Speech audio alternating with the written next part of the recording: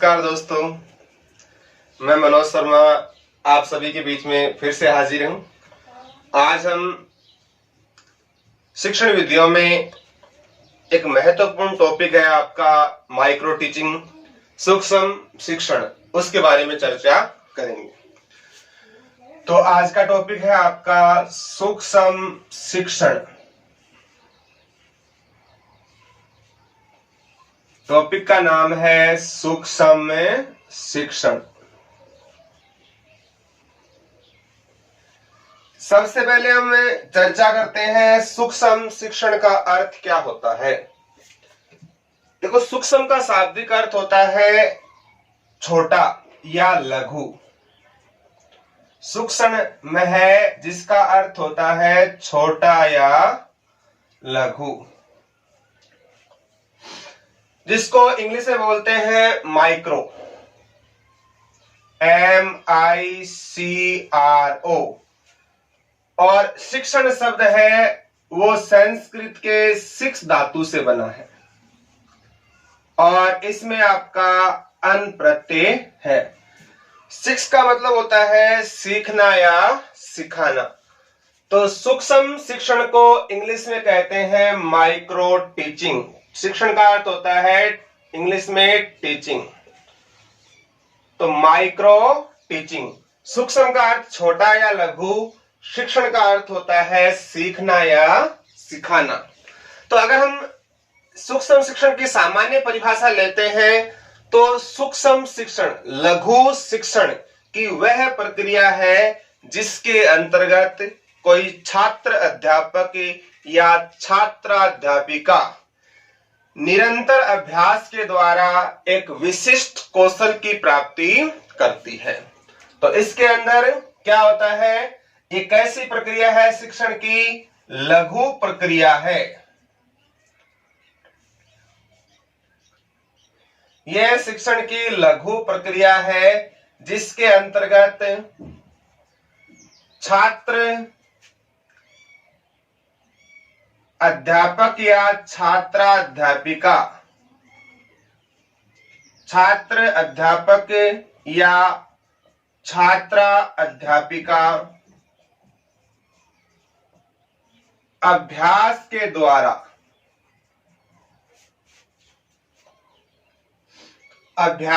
द्वारा शिक्षण कौशल में सुधार करता है। तो ऐसी प्रक्रिया को ही माइक्रो टीचिंग या सूक्ष्म शिक्षण कहा जाता है। ये परिभाषा तो है इसके शब्द के अनुसार। आगे हम बात करते हैं कि शिक्षण विधियों में माइक्रो टीचिंग की अवधारणा कहां से आई, सर्वप्रथम इसका प्रयोग कहां पे हुआ। तो ध्यान रखना, माइक्रो टीचिंग है, इसका जो प्रारंभ है वो सर्वप्रथम 1961 ईस्वी में एक विद्यालय है, विश्वविद्यालय स्टैनफोर्ड विश्वविद्यालय, स्टैनफोर्ड विश्वविद्यालय, जो कहां है आपका USA में, यूनाइटेड स्टेट ऑफ अमेरिका। इसका प्रारंभ हुआ था 1961 में स्टैनफोर्ड विश्वविद्यालय USA अमेरिका से। 1963 में जो सूक्ष्म शिक्षण शब्द है उसकी अवधारणा को विकसित करने या आगे बढ़ाने का जो कार्य किया वो इसी विश्वविद्यालय के एक प्रोफेसर थे जिसका नाम था डी एलन। तो डी एलन ने माइक्रो टीचिंग के कार्य को आगे बढ़ाने में योगदान दिया था। सूक्ष्म शिक्षण का एक अन्य उपनाम भी है। सूक्ष्म शिक्षण को संकुचित अध्ययन के नाम से भी जाना जाता है। माइक्रो टीचिंग को संकुचित अध्ययन के नाम से भी जानते हैं। चाहे सूक्ष्म शिक्षण कह दो, चाहे माइक्रो टीचिंग कह दो, चाहे इसे आप संकुचित अध्ययन कह दो। तो सबसे पहले इसका प्रारंभ हुआ था 1961 में अमेरिका के विश्वविद्यालय स्टैनफोर्ड विश्वविद्यालय में इसके ऊपर कार्य शुरू हुआ था। शुरुआत तो इसकी 1961 में ही हो गई थी और माइक्रो टीचिंग शब्द है इसकी विशद व्याख्या है 1963 में डी एलन, जो इसी विश्वविद्यालय के आपके प्रोफेसर थे, इन्होंने इस पर क्या किया था, आपका कार्य किया था। कहते हैं इस डी एलन है इसका इस कार्य में सहयोग किसने दिया? इसके सहयोगी थे एचिसन व बुश। एचिसन व बुश ने इस कार्य के अंदर इसका सहयोग प्रदान किया था और डी एलन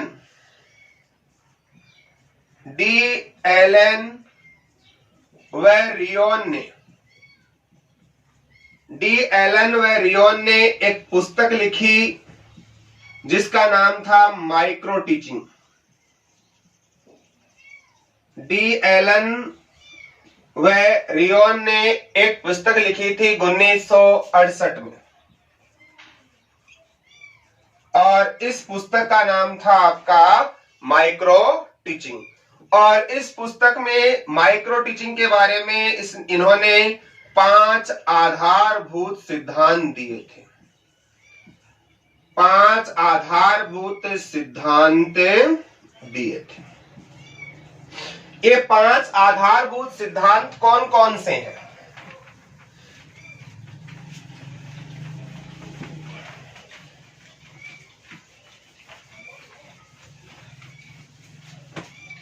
तो ये 5 आधारभूत सिद्धांत है, जिसमें पहला है आपका वास्तविक अध्ययन का सिद्धांत।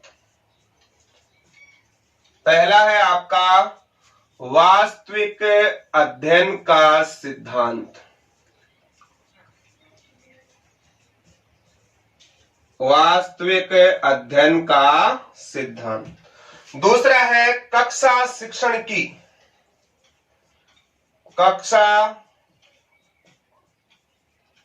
शिक्षण की ग्रसित जटिलता का सिद्धांत। कक्षा शिक्षण की ग्रसित जटिलता का सिद्धांत। तीसरा सिद्धांत दिया था एक समय विशेष में एक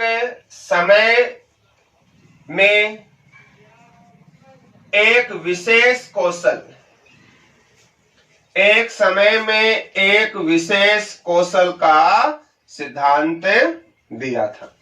चौथा सिद्धांत दिया था इन्होंने नियंत्रित अभ्यास का सिद्धांत। नियंत्रित अभ्यास का सिद्धांत। और पांचवा दिया था आपका प्रतिपुष्टि का सिद्धांत। प्रतिपुष्टि का सिद्धांत। और इसी प्रतिपुष्टि के सिद्धांत को परिणाम का सिद्धांत भी कहा जाता है। परिणाम का सिद्धांत भी कह सकते हैं। तो डी एलन और इसी के सहयोग एक रियोन थे, जिन्होंने पुस्तक लिखी थी माइक्रो टीचिंग 1968 ईस्वी में। और माइक्रो टीचिंग के बारे में इन्होंने 5 आधारभूत सिद्धांत दिए थे। वास्तविक अध्ययन का सिद्धांत, कक्षा शिक्षण की ग्रसित जटिलता का सिद्धांत, एक समय में एक विशेष कौशल का सिद्धांत, नियंत्रित अभ्यास का सिद्धांत और आपका प्रतिपुष्टि का सिद्धांत। यह तो है विश्व स्तर पर जिन्होंने महत्वपूर्ण कार्य किया। तो एक बार रिपीट करते हैं। माइक्रो टीचिंग, सूक्ष्म शिक्षण या आपका संकुचित अध्ययन। सूक्ष्म यानी छोटा या लघु, शिक्षण यानी सीखने या सिखाने की प्रक्रिया। तो यह है शिक्षण की वह लघु प्रक्रिया है जिसके अंतर्गत छात्र अध्यापक और छात्रा अध्यापिका अभ्यास के द्वारा एक विशिष्ट कौशल में निपुणता हासिल करते हैं। सर्वप्रथम इस कार्य की शुरुआत हुई थी 1961 में अमेरिका में। वहां का एक विश्वविद्यालय था स्टैनफोर्ड विश्वविद्यालय। 1963 में इस अवधारणा को आगे बढ़ाया। माइक्रो टीचिंग जो शब्द है वो दिया था इसी विश्वविद्यालय के प्रोफेसर डी एलन ने दिया था, और डी एलन के साथ उनका सहयोग प्रदान किया था एचिसन व बुश ने। और एलन व रियोन ने एक पुस्तक लिखी थी माइक्रो टीचिंग 1968 में, और इस पुस्तक में इन्होंने माइक्रो टीचिंग के 5 आधारभूत सिद्धांत दिए थे। वास्तविक अध्ययन का सिद्धांत, कक्षा शिक्षण की ग्रसित जटिलता का सिद्धांत, एक समय में एक विशेष कौशल का सिद्धांत, नियंत्रित अभ्यास का सिद्धांत और प्रतिपुष्टि का सिद्धांत या परिणाम का सिद्धांत। ये तो है आपकी विश्व स्तर पर बातें। अगर हम भारत के स्तर पर माइक्रो टीचिंग की अवधारणा को जानते हैं तो भारत में इस पर सर्वप्रथम किसने कार्य किया था?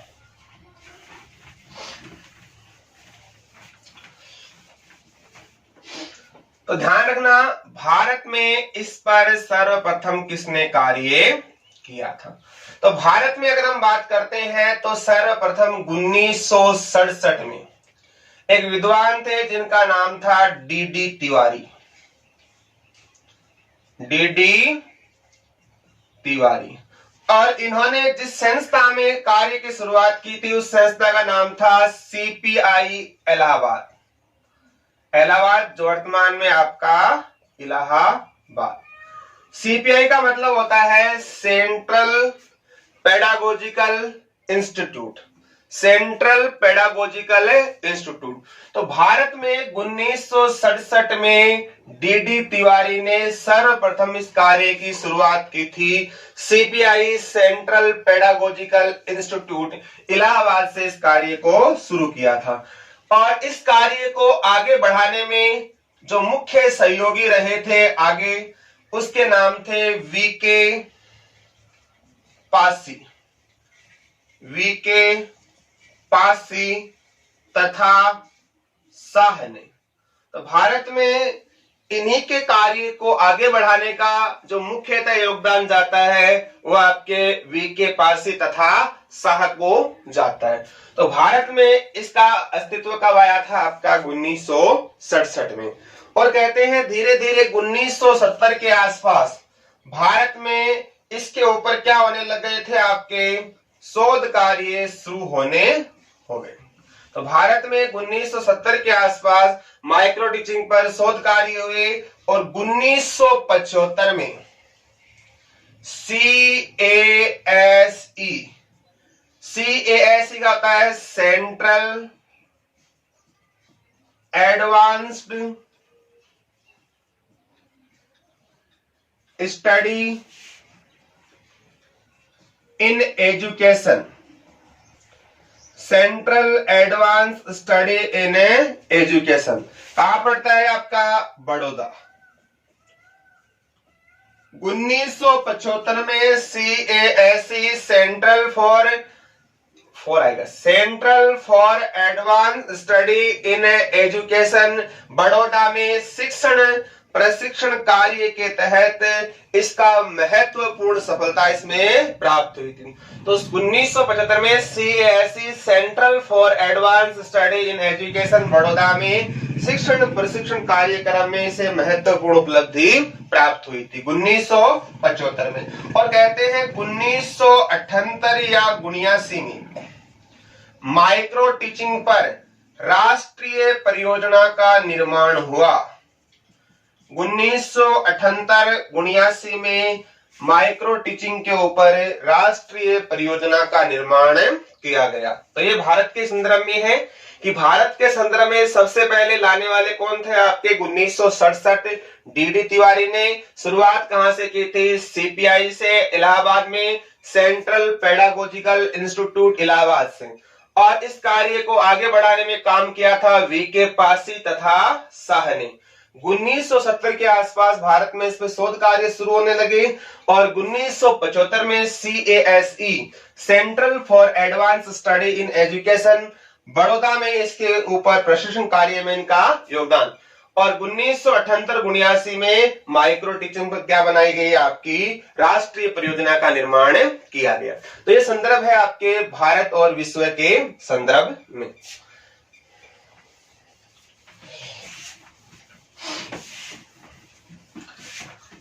अब माइक्रो टीचिंग होता क्या है?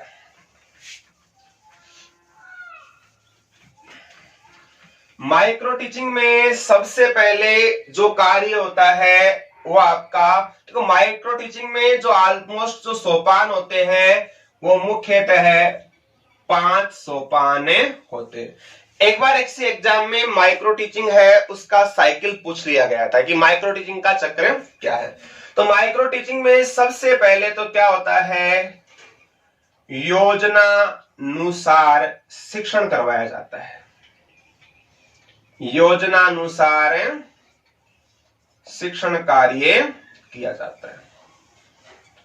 योजना अनुसार जो शिक्षण कार्य किया जाता है उसका ऑब्जर्वेशन होता है और उसके बाद में उसकी क्या मिलता है, प्रतिपुष्टि। प्रतिपुष्टि कह दो, पृष्ठ पोषण कह दो, और इंग्लिश में इसे कहा जाता है आपका फीडबैक कहा जाता है। तो पहले योजना अनुसार शिक्षण कराते हैं, उसका एक 5 से 10 व्यक्ति ऑब्जर्वर के रूप में उसका निरीक्षण करते हैं और फिर उसे क्या देते हैं, प्रतिपुष्टि देते हैं। फिर वह पुनः योजना बनाता है। पुनः योजना कह सकते हो या पुनः नियोजन कह सकते हो। पुनः योजना या आपका पुनः नियोजन किया जाता है। उसके बाद में आपका पुनः शिक्षण होता है और फिर आपकी पुनः प्रतिपुष्टि।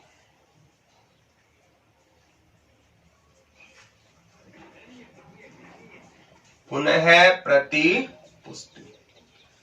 तो सामान्यतः इसमें 5 सोपान होते हैं। पहला योजनानुसार शिक्षण, दूसरा प्रतिपुष्टि या पृष्ठ पोषण, तीसरा आपका पुनः योजना, चौथा आपका पुनः शिक्षण और पांचवा आपका पुनः प्रतिपुष्टि। ये साइकिल किसका है, चक्र किसका है? ये चक्र है आपका सूक्ष्म शिक्षण का। तो एक बार एग्जाम के अंदर ये साइकिल दे दिया था और पूछा गया था ये चक्र किसका है। एक बार एग्जाम में पूछ लिया गया था कि माइक्रो टीचिंग में कौन सा सोपान या पद नहीं शामिल होता है। वहां आपका आ गया शिक्षण है, प्रतिपुष्टि है, पुनः शिक्षण है और एक दिया था इसमें उद्देश्य कथन।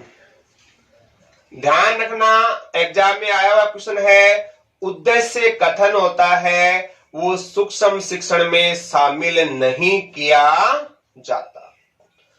उद्देश्य कथन को माइक्रो टीचिंग या सूक्ष्म शिक्षण में शामिल नहीं किया जाता, तो ये ध्यान रखना।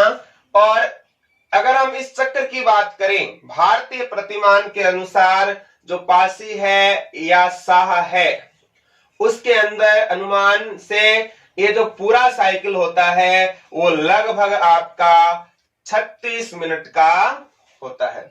आपको ये पूछ सकते हैं कि इस चक्कर में सबसे प्रथम क्या है, प्रथम सोपान क्या है, प्रथम क्या आता है? तो ध्यान रखना, सबसे पहले क्या आता है इसमें आपका योजना बनाना और सबसे अंत में क्या आता है इसका अंतिम सोपान क्या है इसका प्रतिपुष्टि।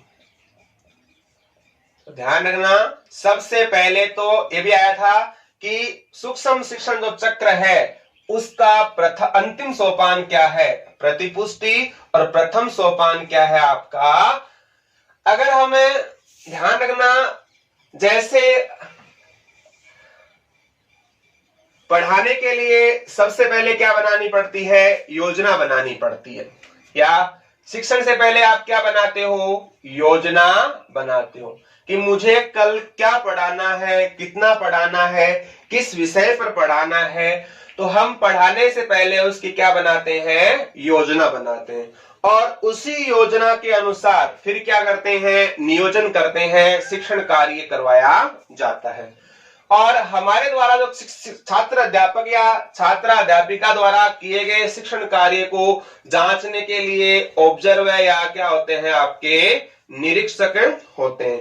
ध्यान रखना, माइक्रो टीचिंग में जो निरीक्षक होते हैं वो आपके पथ प्रदर्शक होते हैं, आपको सलाह देने वाले होते हैं, वो आपके समालोचक नहीं होते, वो आपके सलाहकार होते हैं। तो जो निरीक्षक होते हैं वो किस रूप में होते हैं? आपके पथ प्रदर्शक या सलाहकार के रूप में होते हैं, आलोचक नहीं होते हैं।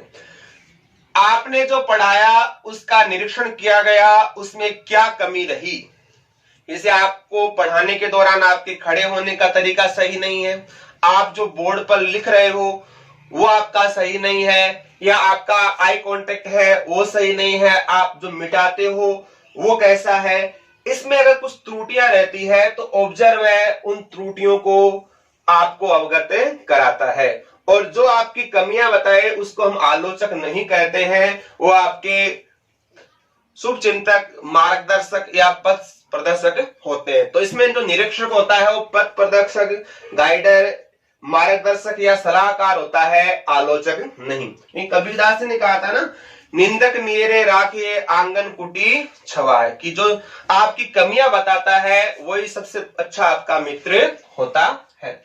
फिर वो आपका क्या है, फीडबैक देता है कि आपने क्या कमी की, क्या सुधार करने की आवश्यकता है। आप उन कमियों में फिर से क्या करते हो, सुधार करते हो, और सुधार करने के बाद में फिर से क्या बनाते हो, आप योजना बनाते हो कि मुझे क्या पढ़ाना है, किन कमियों को कैसे सुधारना है, वो आपकी पुनः योजना होती है। पुनः योजना बनाने के बाद में आपका पुनः क्या करवाया जाता है, शिक्षण कार्य करवाया जाता है। फिर आपका पुनः प्रतिपुष्टि होती है, आपका निरीक्षण क्या कमी है या नहीं।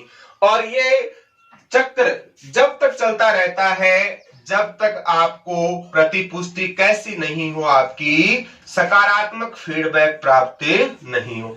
यानी ये क्रम जब तक चलता रहता है जब तक आपका फीडबैक है वो कैसा नहीं है, आपका पॉजिटिव नहीं है। तो अगर हम बात करें भारतीय प्रतिमान के अनुसार तो इस कंप्लीट चक्र का जो टाइम है वो कितना होता है, आपका 36 मिनट। और कितने सोपान होते हैं इसमें, आपके 5। ध्यान रखना, इसके बीच में जो आप पुनः पाठ योजना बनाते हो, पुनः पाठ योजना का जो समय है वो कितना होता है, 12 मिनट। बाकी जैसे मान लो एक पुनः पाठ योजना है, इसको 12 मिनट दे दिया, तो बाकी कितने हो गए बताओ, 12, बाकी 4 है, उसके कितने मिनट हो जाएंगे, 6 6 6 और 6, 6 चौक 24 और 12 कितने होते हैं आपके 36 मिनट का ये पूरा साइकिल होता है। तो आपको सामान्य क्वेश्चन भी पूछ सकते हैं कि इसमें जो एक सोपान है वो कितने मिनट का होता है, आपका 6 मिनट का होता है। ये तो है आपका भारतीय दृष्टिकोण या आपका भारतीय प्रतिमान के अनुसार। संपूर्ण साइकिल होता है वो 36 मिनट का होता है, पुनः पाठ योजना इसमें 12 मिनट की होती है, और एक जो साइकिल है वो कितने मिनट का होता है, आपका 6 मिनट का होता है। अगर हम विश्व स्तर पर देखते हैं तो यही जो आपका प्रतिमान पूरा चक्र है वो कितने मिनट का होता है, आपका 30 मिनट का होता है।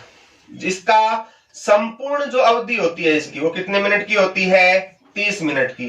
और अगर हम इसमें पुनः पाठ योजना की बात करते हैं तो पुनः पाठ योजना कितने मिनट की होती है आपकी, इसमें 10 मिनट की। और अगर हम इसके एक सोपान की बात करें तो इसमें कितना मिनट लगता है, आपका 5 मिनट लगता है। जो आपका भारतीय परिप्रेक्ष्य में 36 मिनट का था, उसे अगर हम विश्व परिप्रेक्ष्य में देखते हैं अंतरराष्ट्रीय स्तर पर, तो यह आपका चक्र 36 मिनट के स्थान पर 30 मिनट का हो जाएगा। और अगर हम 30 मिनट को डिवाइड करते हैं तो जहां 6 थे वहां कितने हो जाएंगे आपके 5 5 5 और 5, 5 चौक 20।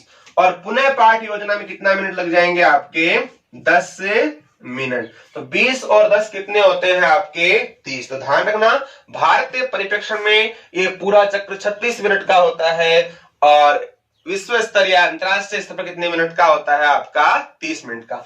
यहाँ एक में कितने लगते हैं 6 मिनट और इसमें कितने लगते हैं आपके 5 मिनट। तो एग्जाम में क्वेश्चन आ सकता है सोपान में कौन सा चरण नहीं है। एक बार आया था उद्देश्य कथन, इसमें शामिल नहीं होता। और प्रथम कौन सा है योजना बनाना और अंतिम क्या है प्रतिपुष्टि। और ये चक्कर तब तक चलता रहता है जब तक आपको सकारात्मक फीडबैक प्राप्त नहीं हो। एक तो देखो परंपरागत शिक्षण होता है और एक होता है आपका माइक्रो टीचिंग। इन दोनों में क्या अंतर है देखो, परंपरागत शिक्षण और माइक्रो टीचिंग में क्या अंतर है।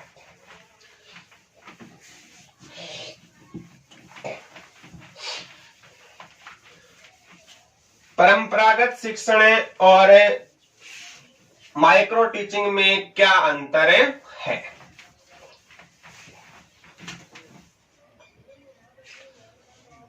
आपका परंपरागत शिक्षण और एक आपका माइक्रो टीचिंग या सूक्ष्म शिक्षण। ध्यान रखना परंपरागत शिक्षण के अंदर जो ऑलमोस्ट आपकी कक्षा होती है उसमें कितने विद्यार्थी रहते हैं, इसमें विद्यार्थियों की संख्या होती है लगभग 40 से 60 तक होती है।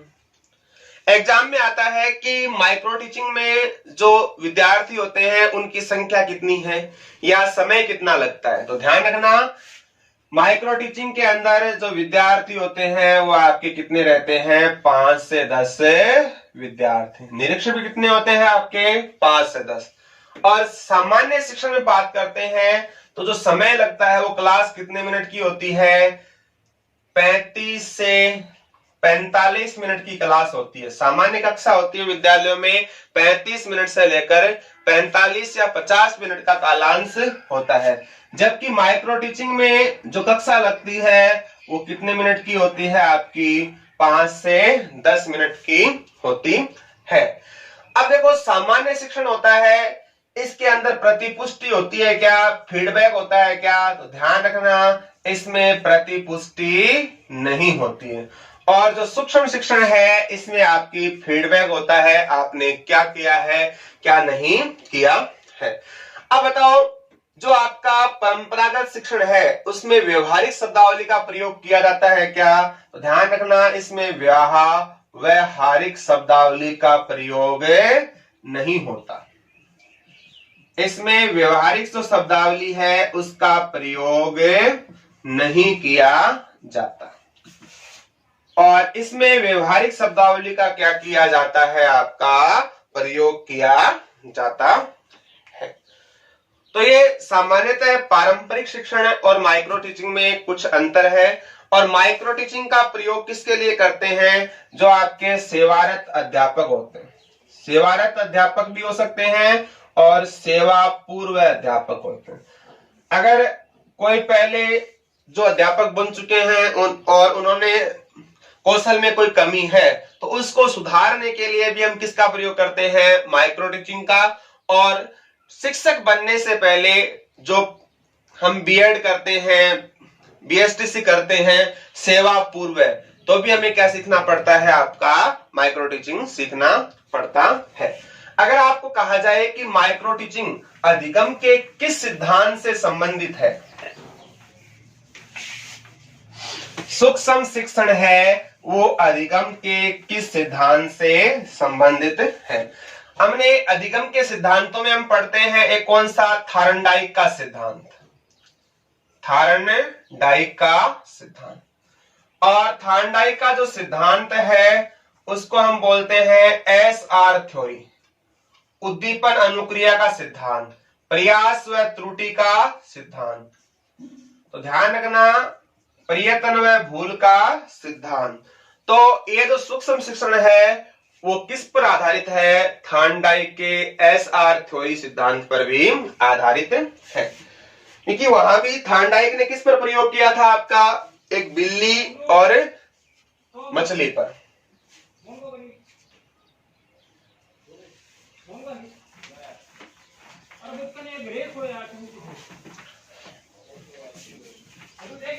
थान डाइक ने किस पर प्रयोग किया था? आपका बिल्ली और मछली के ऊपर प्रयोग किया।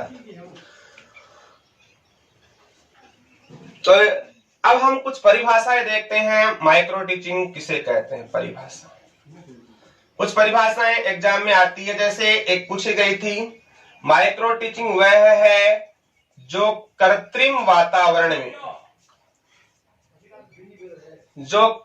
वातावरण में अध्ययन का वह रूप होता है।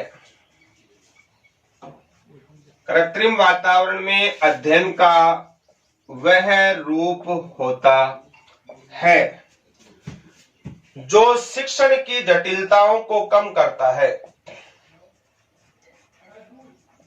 जो शिक्षण की जटिलताओं को कम करता है। कृत्रिम वातावरण में अध्ययन का वह रूप जो शिक्षण की जटिलताओं को कम करता है तथा पृष्ठपोषण प्रदान करता है। पृष्ठपोषण प्रदान करता है। यह जो परिभाषा दी थी मैकलिज व अनविन ने, ये एग्जाम में पूछी गई है आपकी। मैकलिज व अनविन पूछा गया था एग्जाम में परिभाषा देकर कि माइक्रो टीचिंग कृत्रिम वातावरण में वह अध्ययन की वह रूप जो शिक्षण की जटिलताओं को कम करे और पृष्ठपोषण प्रदान करे। ये कथन किसका है? मैकलिज व अनविन का है। तो ध्यान रखना, इंपॉर्टेंट क्वेश्चन है आपका। एक परिभाषा और आती है, क्योंकि माइक्रो टीचिंग में कक्षा का आकार भी क्या होता है? छोटा होता है। विषय सामग्री भी क्या होती है? छोटी होती है। समय भी क्या लगता है आपका? छोटा होता है। तो ध्यान रखना, माइक्रो टीचिंग में कक्षा का आकार, विषय वस्तु,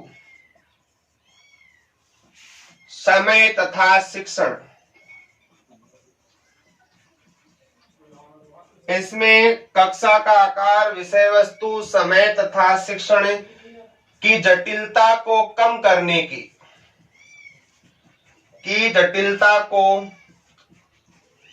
करने की संक्षिप्त विधि है। और ये किसने कहा था आपका? ये कहा था आपका एलन ने कहा था कि इसमें कक्षा का आकार छोटा होता है, समय कम लगता है, विषय वस्तु छोटी होती है। यानी ये कक्षा की जो जटिलता है उसको कम करने की कैसी विधि है? आपकी संक्षिप्त विधि है। ये कथन किसका है? आपका एलन का है। तो ये सामान्य सी जानकारी है आपकी माइक्रो टीचिंग और सूक्ष्म विधि। क्या इस विधि का प्रयोग आप भारत में कर सकते हो? क्या पढ़ाया जा सकता है इस विधि से? क्योंकि अगर हम इस विधि से पढ़ाते हैं तो जो पाठ्यक्रम है वो भी आपका संपूर्ण पूरा नहीं होता है।